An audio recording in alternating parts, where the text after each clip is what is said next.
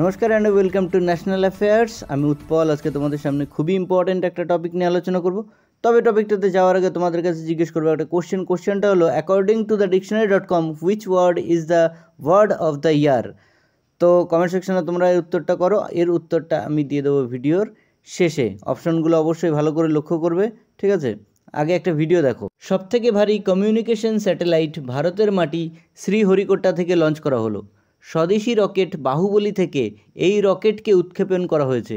যে communication satellite CMS-03 যার ওজন 4410 কেজি, সেটাকে পাঠানো হলো LVM-3 M5 রকেট দ্বারা, যেটাকে আমরা বাহুবলী রকেট বলেও জানি।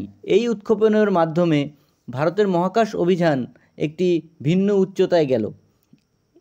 এই CMS-03 উপগ্রহটি মাল্টি ব্যান্ড কমিউনিকেশন স্যাটেলাইট এবং টোটাল যে সামুদ্রিক ভারতের যতটা অঞ্চল রয়েছে সেটাকে কভার করবে এবং ভারতীয় স্থলভাগকেও সেবা দিতে পারবে।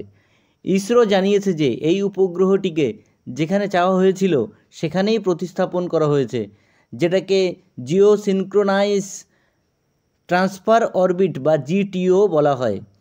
এই স্যাটেলাইট 2013 এর যে উৎক্ষেপণ করা GSAT-7 সিরিজকে রিপ্লেস করবে।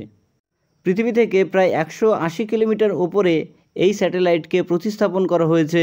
PM মোদিও কিন্তু ইসরোকে কংগ্রাচুলেশনস জানিয়েছেন। তো এবার আমরা চলে আসবো আমাদের কোশ্চেনটাতে। কোশ্চেনটা ছিল according to dictionary dot com which word is the word of the year. তো এর সঠিক উত্তর হচ্ছে 67। তো কালকে কোনো একটা ইম্পর্টেন্ট টপিক নিয়ে এসে আমি আবার হাজির হব। সো ততক্ষণ পর্যন্ত বাই।